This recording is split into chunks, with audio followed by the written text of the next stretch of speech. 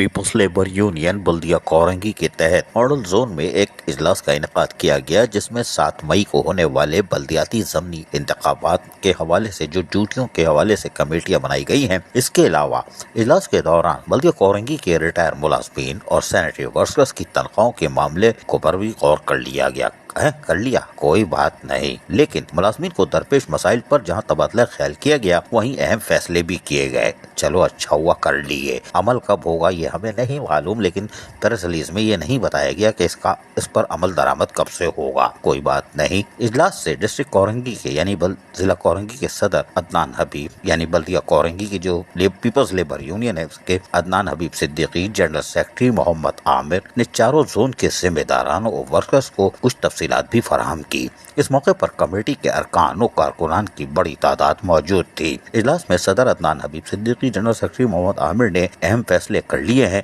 جس کی تمام عہدیدار اور ورکرز نے تائید کی ہے۔ چلو اچھا ہوا کر لی، ہمیں بھی بتا دیتے تاکہ ہم قوم کو بتا دیتے، اور یہ تقریباً پوری دنیا میں میسج چلا جاتا کہ پیپلز لیبر یونین اب ریٹائر ملازمین اور مسیح ملازمین کی تنخواہوں کے لیے اب یقینی طور پر کچھ فیصلے کر چکی ہے، لیکن کیا کر گئی یہ تو ہمیں بھی نہیں معلوم۔ اجلاس ہو گیا اور یقیناً آنے والے دنوں میں آپ اس کے اثرات بھی دیکھ سکیں گے، کوئی بات نہیں۔ عزیز عارف، KBS بلدیاتی نیوز کراچی۔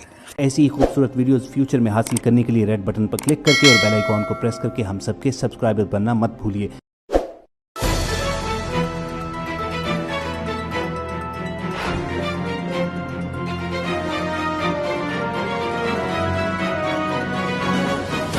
KBS بلدیاتی نیوز۔